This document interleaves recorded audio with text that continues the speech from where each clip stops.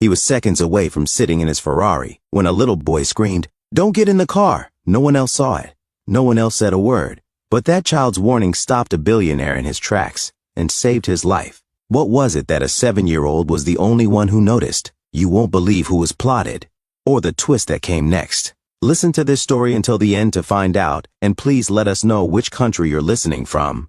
Please also subscribe to our channel. It was a calm, sunny morning in the peaceful suburb of Maple Glen, New Jersey. Birds were chirping, sprinklers ticked rhythmically, and the scent of freshly cut grass lingered in the air. Nothing about the day hinted that danger was close.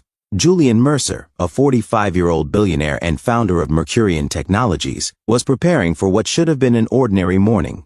He was scheduled to speak at a tech and education gala later that day, where he'd quietly announce a $5 million donation for struggling public schools. Wearing a crisp navy suit and polished red Ferragamo shoes, Julian stepped outside the discreet Airbnb he'd rented under a fake name. No entourage, no media, just him, his phone, and his bright yellow Ferrari parked in front.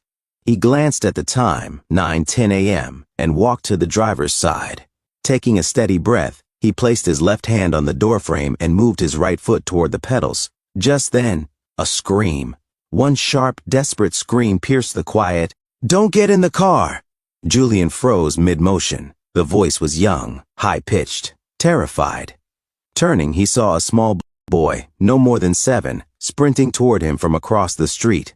His face was wet with tears, and his green jacket fluttered behind him like a cape. "Please don't," the boy cried again. "Don't sit down." Startled, Julian straightened. "What?" The boy didn't stop. "Don't get in." "There's something in the car. Please, mister, it's not safe." Julian blinked, trying to process. "Slow down. What do you mean?" Pointing frantically under the driver's seat, the boy shouted, "I saw a man put something there this morning. Wires, a box." He wore gloves. Julian's pulse surged. The boy's fear was too real to be faked. Still holding the door open, Julian cautiously leaned forward, just enough to see something metallic, black, and clearly out of place. A blinking red light. He backed away instantly, chilled to the bone.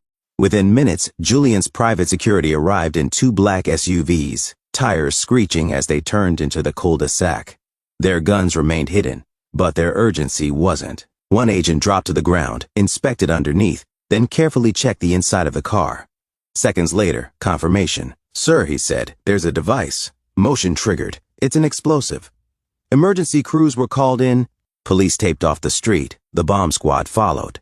Julian stood silently on the sidewalk, trembling. He couldn't stop looking at the little boy, who'd just run across a lawn and quite literally saved his life. His name? Elijah Turner, 7 years old. He lived 3 houses down with his mom, who was asleep after her overnight shift at the hospital. Elijah had woken early and sat near the window with his sketch pad when he noticed a man in a hoodie crouched beside the Ferrari just before sunrise. At first, he assumed the man was trying to steal something until he saw the wires and the blinking light. So when Julian came outside and approached the car, Elijah didn't think. He ran. Julian couldn't stop shaking, not from the bomb, but from what stopped it, a boy with no phone, no badge, no backup, just raw instinct and heart. Elijah stood near the curb, eyes downcast, worried he was in trouble. Julian crouched beside him. "Hey," he said gently, "you saved my life. Do you understand that?" Elijah gave a small nod, still wide-eyed. Julian asked, "Where's your mom?"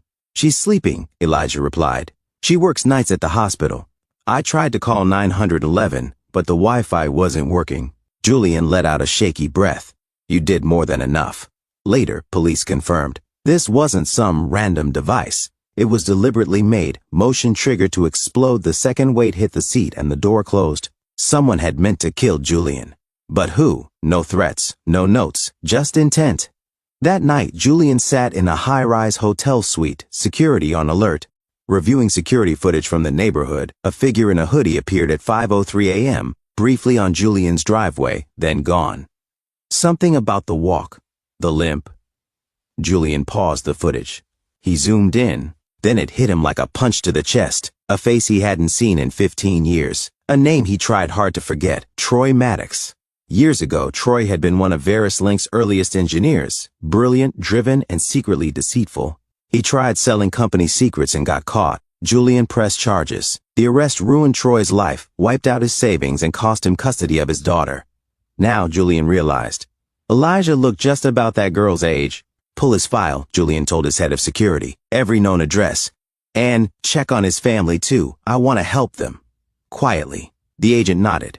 Later that night, police confirmed Troy had been released 8 months ago. No permanent address. He'd been spotted in the area 2 weeks earlier. This was revenge, the detective said. No doubt about it. Julian said nothing, but he couldn't stop thinking about Elijah's face, the panic in his voice, the fact that the boy had no reason to care, but did anyway. And the question that haunted Julian, what if I hadn't listened? The next morning, Julian came back to the neighborhood, not in a flashy car, but in a plain black SUV. He walked up to a small brick home and gently knocked. Elijah's mother, Danielle Turner, answered in her scrubs, confused, until she recognized him. I'm so sorry, she said. He didn't mean any trouble. He just said something was wrong. He saved my life, Julian interrupted. Please, I owe him everything. She blinked. He's still asleep. He's been quiet since yesterday. Can I talk to him? Just a minute. She hesitated, then let him in. Upstairs, Elijah sat on his bed, hugging a lion plushie. Julian stepped in and smiled. You're not in trouble, he said. Actually, you're kind of a hero. Elijah looked up but stayed quiet. Julian crouched beside the bed. You trusted your gut. You spoke up. Most adults wouldn't. And that saved me. Sniffling, Elijah whispered, I thought you'd be mad. Julian smiled gently. I'm not mad. I'm thankful. He paused, then said, Can I tell you a secret? Elijah nodded. I was scared too, Julian admitted. But you made me brave again. Downstairs, Julian sat with Danielle. He learned she worked 2 jobs, that Elijah had no siblings, that his father had died 2 years ago in a factory accident. We don't want money, Danielle said, firm. Please don't turn us into a story. I'm not here to chase headlines, Julian said. I just want to help. And he did.